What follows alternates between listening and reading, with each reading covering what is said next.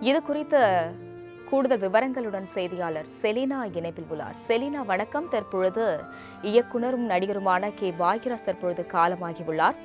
தொடர்ந்து அந்த களத்தில் என்னென்ன நடக்கிறது, கூடுதல் விவரங்களை வழங்கலாம்.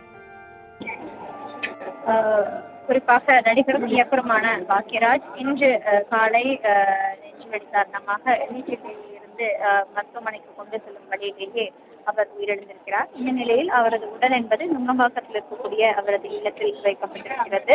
தொடர்ச்சியாகவே பொதுமக்கள், அதே போல அரசியல் கட்சி பிரபலங்கள் என திரைத்துறையினர் என அனைவருமே இங்கு வந்து அஞ்சலி செலுத்தக்கூடிய காட்சிகளை நாம் பார்த்து வருகிறோம். திமுக தலைவர் மு.க.ஸ்டாலின், அதே போல முதலமைச்சர் விஜய், அரசியல் கட்சி சார்ந்த தலைவர்கள் திருநாவுக்கரசு, அதே போல சிறு பெருந்தகை, நடிகர் ரஜினிகாந்த் உள்ளிட்ட உச்ச நட்சத்திரங்கள் உள்ளிட்ட அனைவருமே நேரில் வந்து அஞ்சலி செலுத்தி வரக்கூடிய காட்சிகளை பார்த்து வருகிறோம். தமிழ் திரையுலகிற்காக நிறைய படங்களை அள்ளி கொடுத்திருக்கிறார். அதே போல நடிகராகவும் அவர் பல்வேறு படங்களில் நடித்து மக்களை கவனத்தை ஈர்த்திருக்கக்கூடிய நிலையில் அவர் இன்று காலை மாரடைப்பு காரணமாக உயிரிழந்திருக்கிறார். குறிப்பாக நேற்று கூட அவர்